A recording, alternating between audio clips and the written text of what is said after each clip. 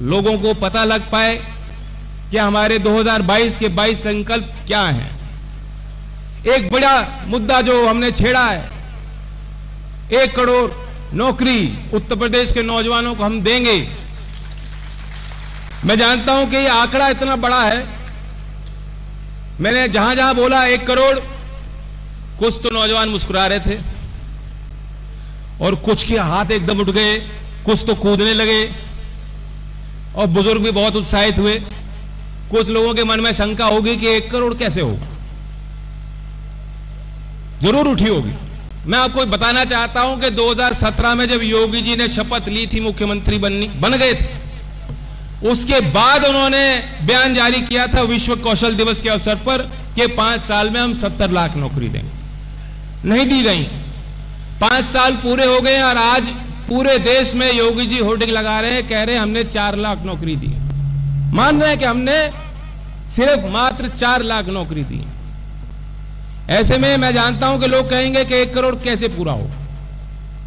मैं समझता हूं कि अगर सरकार कृषि आधारित उद्योग को बढ़ावा देगी, स्वरोजगार के जो लोग खुद प्रयास करते हैं, उनके आगे की जो कांटे बिछाए जाते हैं सरकारी तंत्र के द्वारा, अगर उन कांटों को हम हटा दें, अगर भ्रष्टाचार के खिलाफ हम एक बड़ा अभियान छेड़ें, प्रदेश की कानून व्यवस्था सुधार दें,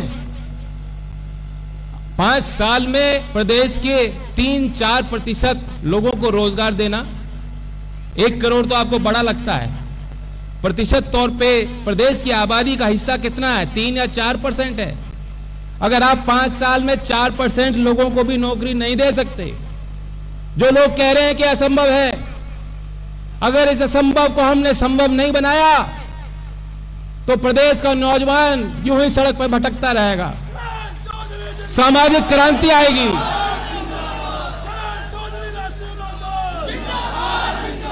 लानत है ऐसी सरकारों पर जो 5 साल में 3% लोगों को रोजगार ना दे पाए। ऐसी व्यवस्था से जुड़कर काम करने का भी कोई फायदा नहीं, और इसलिए इस व्यवस्था को बदलने के लिए व्यापक परिवर्तन लाने का संकल्प मैं खुले मन से, खुले दिल से इस मंच में माध्यम से आपके आगे ले रहा हूं।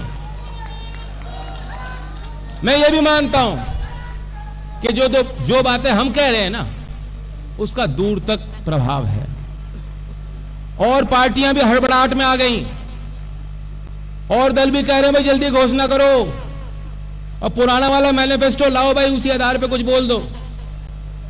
उन्होंने अब तक किसी से पूछा नहीं था क्या चाहते हो, लेकिन हड़बड़ाहट में आप देखोगे एक के बाद एक अब घोषणा होंगी। हमें इससे कोई गुरेज नहीं। हमने कहा कि हम जो चीज देंगे हम स्वागत करते हैं। भाजपा की सरकार राज्य में है, भाजपा की सरकार केंद्र में है। हमने किसानों को कहा कि 6,000 मिलता, हम 12,000 देंगे, 15,000 देंगे। मोदी जी तय कर ले 23 दिसंबर में 15 का 20 कर दें, सबसे पहले मैं ताली बजाऊंगा। बिजली महंगी है, बिजली बहुत महंगी है। हमने नारा दिया किसान और बुनकर का पुराना बिल माफ, आगे की दर हाफ।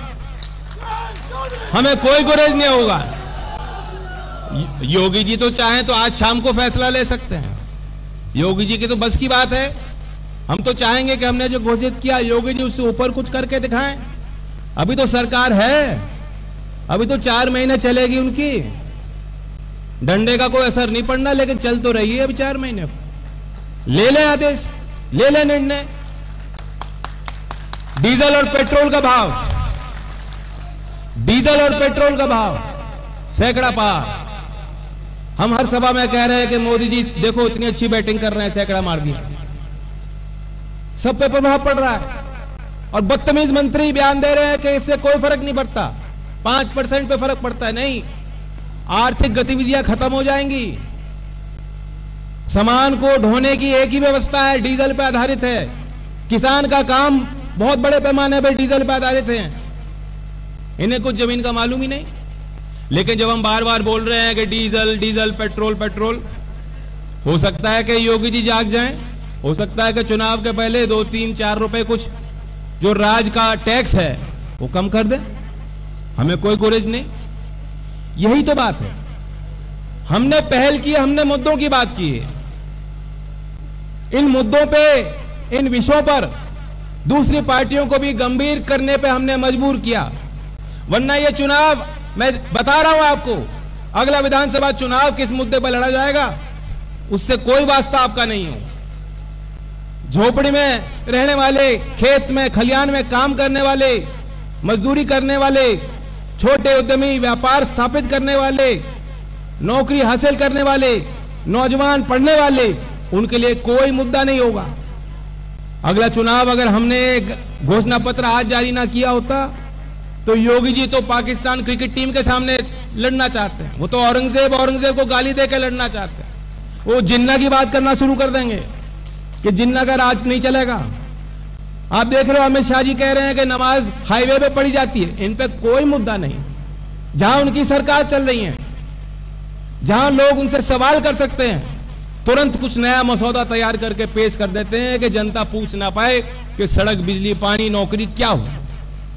तो इसलिए हमने एजेंडा सेट किया है। हमसे जुड़े रहने के लिए हमारे YouTube चैनल को सब्सक्राइब करें और नई वीडियो की नोटिफिकेशन के लिए बेल आइकॉन को दबाएं।